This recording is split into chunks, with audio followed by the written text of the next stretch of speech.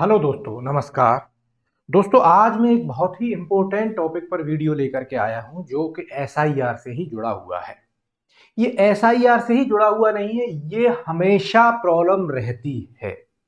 लेकिन अभी एसआईआर के दौर में इसको मैं आसानी से प्रूफ कर सकता हूं, और क्योंकि मैं अब जो है इन सोशल इश्यूज पर वीडियो लेकर के आना शुरू कर दिया हूं, इसलिए ये वीडियो लेकर के आ रहा हूं। और एक दूसरी वजह यह भी है कि ये मेरी खुद की जिंदगी से भी जुड़ा हुआ मुद्दा है, मेरी खुद की जिंदगी से भी जुड़ा हुआ मामला है। आपको लगेगा कि शायद मैं अपने मामले को यहां उठा रहा हूं, बिल्कुल नहीं। ये मेरा मामला नहीं है, लेकिन हां, मैं भी इस दौर से गुजरा हूं, इसलिए इस चीज को मैं बहुत अच्छे से जानता हूं। सिर्फ इसलिए ये वीडियो लेकर के आ रहा हूं। देखिए, जैसे कि मैंने यहां पर हेडिंग दे रही है कि क्या ऐसा यार हमारे जो ये गरीब लोग हैं, इन गरीब स्टूडेंट्स के हाथ से किताबें छीन रहा है। तो क्यों मैं ऐसा कह रहा हूं? क्या रियलिटी में ये एसआईआर किताबें छीन रहा है या नहीं छीन रहा है? बाय द वे, क्योंकि एसआईआर में ये बहुत इजीली दिखाई दे रहा है, इसलिए मैं ये इसके बात कह रहा हूं। अदरवाइज ये एक जनरल ट्रेंड है, नॉर्मल नहीं, अब ये न्यू नॉर्मल हो गया है गरीब लोगों के हाथों से किताब छीनना। वो कैसे हो गया है, थोड़े देर प्लीज मेरे साथ बने रहिए। आपको भी इन बहुत सारी चीजों से मैं अवगत कराना चाहता हूं। तो चलिए दोस्तों, शुरू करते हैं। वो देखिए, मैं क्यों कह रहा हूं ऐसा, इस चीज को इसलिए कह रहा हूं कि अगर आप देखेंगे इस चीज को, अगर आप गौर से देखेंगे, जो मैंने यहां पर फोटो लगा रखा है, ये एक गांव के स्कूल का फोटो है। जैसे मैंने कहा कि ये मेरी खुद की जिंदगी से जुड़ा हुआ है, इसलिए मैंने कहा कि मैंने खुद ने इसी तरीके के एक गांव के देहात के स्कूल से पढ़ाई की है। जिस तरीके से ये बच्चे आपको, जो मैंने इमेज को ब्लर कर दिया है, बैठे हुए जमीन पर दिखाई दे रहे हैं, आप इन बच्चों में मुझे देख सकते हैं सन 2000 से पहले, जब मैं 1998 1996 में गांव में पढ़ता था। प्राइमरी स्कूल में मैं कुछ इसी तरीके से गांव में मिट्टी पर बैठ करके पढ़ता था। हम इसी तरीके से अपने घर से एक टाट की जो बोरी होती है, एक कट्टा जो होता है, या डीएपी का या यूरिया का, वो लेकर के जा करके हम लोग खुद बैठ करके उस फर्श पर पढ़ते थे। लेकिन तब में और आज में और बहुत बड़ा परिवर्तन आ गया है। आज के ये बच्चे मुझसे भी ज्यादा चुनौतियों को फेस कर रहे हैं। मेरे वक्त में इतनी चुनौतियां नहीं थी गरीब लोगों के सामने पढ़ने में। मैं देखिए कितनी बड़ी बात कह रहा हूं, मेरे वक्त में इतनी चुनौतियां नहीं थी पढ़ने में जितनी चुनौतियां इन लोगों को हैं अब। बेशक आपने देखा होगा कि अब गांव के स्कूलों में भी फर्श आ गए हैं, टेबल आ गई हैं, स्टूल आ गए हैं, लेकिन चुनौतियां मेरे से ज्यादा आ गई हैं। मेरे वक्त में चुनौतियां नहीं थी। मेरे दौर में पढ़े हुए लोग बहुत लकी थे, बहुत भाग्यशाली थे कि उनको इन दुश्वारियों का, इन परेशानियों का सामना नहीं करना पड़ा जो ये गरीब के बच्चे कर रहे हैं। वो क्या दुश्वारियां हैं, थोड़ी देर देखिए कि देखिए मेन दुश्वारी क्या है। देखिए, मैं, आप या ये बच्चे अगर गांव के प्राइमरी स्कूल में जाते हैं तो फैंसी टेबलों पर, बेंचों पर या फर्श पर बैठने नहीं जाते।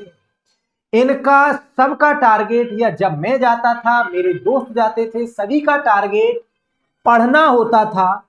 स्कूल में जाकर के फैंसी टेबलों पर बैठना नहीं। उस वक्त टेबलें नहीं थी या फर्श नहीं थे, तो वो एक न्यू नॉर्मल था, कोई बड़ी चीज नहीं थी। लेकिन उस वक्त एक सबसे बड़ी चीज जो थी, जिसका लिए मैं भाग्यशाली हूं, मेरे दौर के लोग भाग्यशाली हैं, वो थी स्कूल्स में टीचर्स का होना।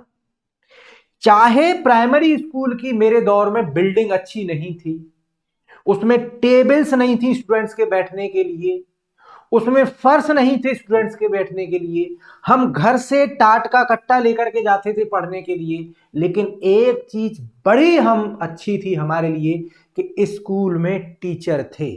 मुझे आज तक याद है कि मेरे स्कूल में जब मैं प्राइमरी में पढ़ता था तो 4 टीचर हर वक्त परमानेंट टीचर थे, जो क्लास में रहते थे और हमें पढ़ने का मौका मिलता था और हम पढ़ते थे। जो जूनियर हाई स्कूल हम जिसे कहते हैं, जो 6 to 8 क्लास तक बराबर में ही स्कूल होता था, बिल्डिंग उसकी भी अच्छी नहीं थी, हम तब भी फर्श पर बैठते थे। प्राइमरी स्कूल से जूनियर तक जाने में बस इतना फर्क आ गया था कि वहां पर फर्श होते थे स्कूल के, लेकिन सबसे बड़ी चीज जो वहां पर हमें मिली, जिसके लिए हम भाग्यशाली हैं, हमको गौरवान्वित होना चाहिए, कि उस वक्त जूनियर स्कूल में 3 क्लास होती थी और 3 क्लासेस के लिए 3 डेडिकेटेड टीचर होते थे।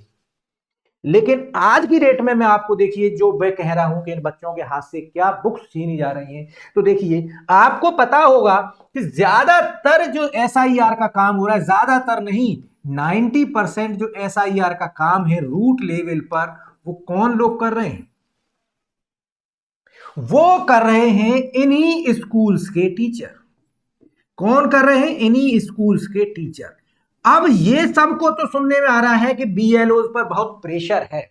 जब बीएलओ पर इतना प्रेशर है कि वो एसआईआर के काम को टाइम पर इतना दिन रात मेहनत करके पूरा नहीं कर पा रहे, तो क्या आपको लगता है कि वो बीएलओ, वो टीचर्स अब इन स्टूडेंट्स को स्कूल में जाकर के पढ़ा पा रहे होंगे या इनको टाइम दे पा रहे होंगे? क्या वो स्कूल में पहुंच भी पा रहे होंगे? दूसरी तरफ एक चीज ये सच्चाई है कि अगर प्राइमरी स्कूल जो फर्स्ट से लेकर के मैं 5 तक की बात करता हूं, मैं नर्सरी केजी यूकेजी की बात ही नहीं करता गवर्नमेंट से स्कूल्स में, प्राइम 1 से लेकर 5 तक के स्कूल में 2 से 3 टीचर पाए जाते हैं। उन 2-3 टीचरों पर ये एसआईआर का काम, और हर वक्त कोई ना कोई काम चलता ही रहता है। यहां पर दोस्तों मैं आपका एक बहुत महत्वपूर्ण मुद्दे की तरफ ध्यान लेकर के जाना चाहता हूं कि जब हम बात करते हैं प्राइमरी स्कूल्स की, तो एक चीज हम कॉमनली कहते हुए पाए जाते हैं कि आज के अध्यापक पढ़ाते ही नहीं है, हमारे दौर के अध्यापक पढ़ाते थे। हम आज के अध्यापकों को तो बहुत इजीली क्रिटिसाइज करते हैं, लेकिन उनके सामने आने वाली परेशानियों को नहीं हम देखते।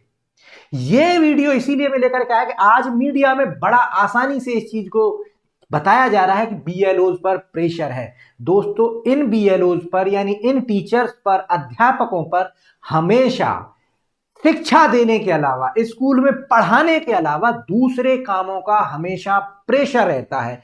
एक तरफ जहां तक ये किसी भी स्कूल में 2 से 3, जहां 5 टीचर मिनिमम होने चाहिए, वहां 2 से 3 टीचर से ज्यादा है ही नहीं। किसी स्कूल में 3 टीचर है तो बहुत अच्छा स्कूल है, अदरवाइज 1 और 2 टीचरों के भरोसे चल रहा है, 1-2 उसमें शिक्षा मित्र हैं बस। और उन पर भी हर वक्त कोई ना कोई इसी तरीके का काम चलता रहता है। ये एसआईआर का तो काम एक बड़ा टास्क हो गया। कभी वोटर लिस्ट रिफाइन हो रही होती है, वोटर लिस्ट बन रही होती है, कभी जो है प्रेग्नेंट लेडीज का सर्वे हो रहा होता है, कभी मृत्यु दर का सर्वे हो रहा होता है, कभी कोई कार्ड बन रहा होता है। सभी कार्ड बनाने की जिम्मेदारी इन पर होती है, और इसीलिए इनको स्कूल में टाइम देने का मौका नहीं होता।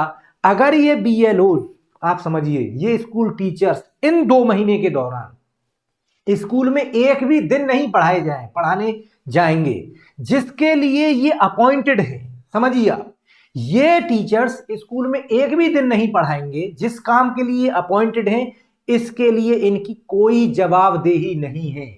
लेकिन अगर इन्होंने बीएलओ का काम टाइम पर नहीं किया तो इनकी जॉब जाना तय है।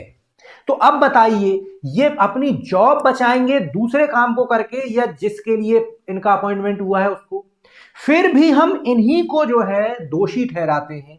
हम अपनी शासन व्यवस्था को, सरकारी व्यवस्था को बिल्कुल दोषी नहीं ठहराते कि हमारी शासन व्यवस्था, सरकारी व्यवस्था आज की डेट में इस तरीके की हो चुकी है कि पहले तो स्कूल्स में टीचर ही नहीं है, और टीचर हैं भी तो उन पर दूसरे काम इतने थोप दिए गए हैं कि वो शिक्षा के अलावा सब काम करते हैं, शिक्षा नहीं करते। और अगर वो शिक्षा नहीं देते स्कूल में, इसके लिए उनकी कोई जवाबदेही भी नहीं है। पर्टिकुलर टाइम को छोड़ दिया जाए, अगर किसी स्कूल में अगर 12 महीने की बात करूं तो 6 महीने एक टीचर दूसरे कामों में बिजी रहता है, तो बताइए वो कब शिक्षा देगा? इसीलिए मैंने कहा कि क्या हम गरीबों के, और आप लोग जानते हैं क्योंकि 98% और कहो तो 100% आज की डेट में इन स्कूल्स में वो लोग पढ़ रहे हैं जिनको 100 और 150 रुपए महीने की भी फीस बियर करने की कैपेसिटी नहीं है। अदरवाइज गांव में भी आज की डेट में प्राइवेट स्कूल ऐसे मौजूद हैं जो 100, 200, 300 रुपए महीने की फीस लेकर के पढ़ा रहे हैं। उसमें भी जो स्टूडेंट नहीं जा रहे वो ये होते हैं, और इनसे भी हमने शिक्षा का अधिकार छीन लिया है। आप देखेंगे फैंसी टेबल्स वहां मौजूद हैं, लेकिन टीचर्स वहां मौजूद नहीं हैं, और है भी तो वो इस तरीके के कामों में लगे हुए हैं। और जब यही तरीका है सरकार को, इन्हीं लोगों को हम ब्लेम करते हैं, और जब सरकार इन स्कूलों को बंद करती है तो हम खुशी खुशी कहते हैं कि बहुत अच्छा हो रहा है, टीचर तो पढ़ाते ही नहीं है। यानी सरकार ने एक तरफ कर दिया कि आपको जो टीचर्स अपॉइंटेड उन्हें पढ़ाने न देने के लिए मजबूर कर दिया कि आप पढ़ाएंगे ही नहीं, दूसरे कामों में बिजी कर दिया।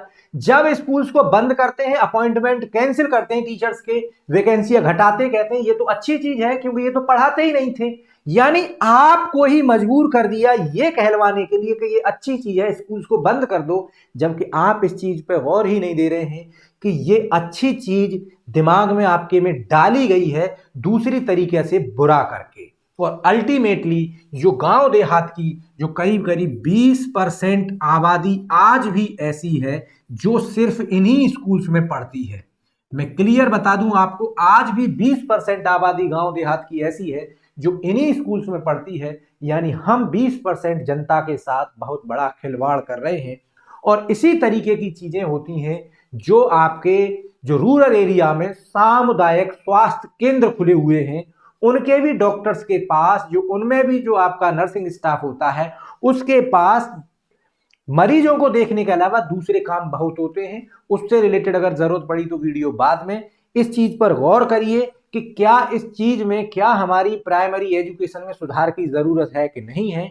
अगर राउंड द ईयर इस तरीके के प्रोग्राम चलते रहते हैं तो सरकार क्यों नहीं अलग से अपॉइंटमेंट कर देती है ऐसे लोगों के जो राउंड द ईयर इन्हीं प्रोग्रामों में लगे रहे। क्यों हमारे स्कूल टीचर्स को ही लेकर के वहां लगाया जाता है और गरीबों के हाथ से शिक्षा और किताबें छीनने की कोशिश की जाती है। गौर करिए इस चीज पर। अगर दोस्तों ये लोग नहीं पढ़ेंगे तो एक चीज बता दूं कि जब गरीबी जहां आती है वहां हर तरीके की बुराई आती है। गरीब में बुराई नहीं है, उसकी मजबूरी है, वो चीजों को समझ नहीं पाता है और फिर वो कहीं ना कहीं भटक जाता है। और ये जो 20% लोग हैं ये कहीं ना कहीं देश की तरक्की में फिर रोड़ा बनते हैं। ये इसलिए नहीं कि गरीब हैं, इसलिए कि हमने इनके उत्थान के लिए कभी सोचा ही नहीं। ये हमको, आपको सभी की जिम्मेदारी है कि इनके लिए सोचें, इनको आगे बढ़ाएं, तभी देश आगे बढ़ सकता है। अगर आप आज की डेट में बहुत ज्यादा सभी लोगों में देश भावना बड़े कूट कूट करके भरी हुई है, भरी भी जा रही है, तो देश भावना को, देश प्रेम को ऐसे इश्यूज से अवेयर करा करके और इश्यूज के सॉल्यूशन के लिए अगर आप खर्च करेंगे तो मुझे लग रहा है कि आपका देश प्रेम सही मायने का देश प्रेम होगा।